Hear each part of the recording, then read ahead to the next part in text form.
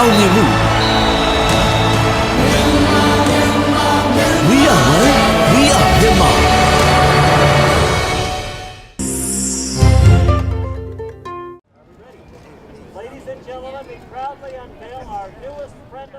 The Love Boat ဇာတ်ကားတွေကတရုတ်ဆောင်တွေဟာမေလ10ရက်နေ့ပြီးခဲ့တဲ့ကြာသပတေးနေ့တုန်းကဟောလိဝုဒ်ကြော်ကြားမှုအထိမ်းအမှတ်ရှောက်လန်းမှာဂုဏ်ပြုတတ်ထုပြလက်ခံမှုအတွက်ပြန်လည်ပေါင်းဆောင်ခဲ့ကြပါတယ်။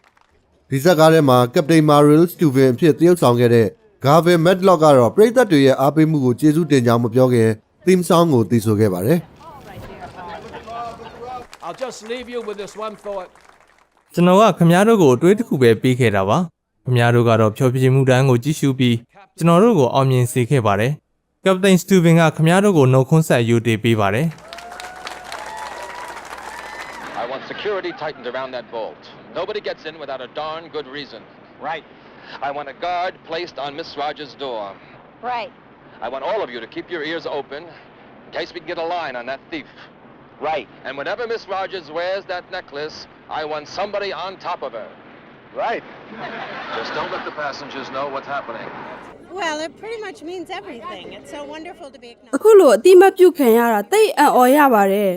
ဆိုလိုတာကဒါကိုကျမတို့လွန်ခဲ့တဲ့နှစ်40ကရိုက်ခဲ့တာပါလူတွေရဲ့စိတ်တွေထဲနှလုံးသားတွေထဲမှာကျမတို့ရှိနေတယ်ဆိုတာသိလိုက်ရတာတိတ်ကောင်းပါတယ်အခုဆိုကျမတို့ကဒီလမ်းမပေါ်မှာထောက်ရရှိနေတော့မှာပါ Now forever we'll be on the street. Get that prom photo. တွဲဖက်တရုတ်ဆောင် Fred Grandi ကမင်းသမီး Cruz နဲ့အတူဆုလက်ခံရယူမှမို့ထိတ်လန့်နေပါတယ်။ဂျူလီလို့မှတ်မိနေကြတဲ့ Lauren Dewars ကတော့ဟောလိဝုဒ်သမိုင်းမှာအခုလိုဂုဏ်ပြုခံရလို့ပျော်ရွှင်နေပါတယ်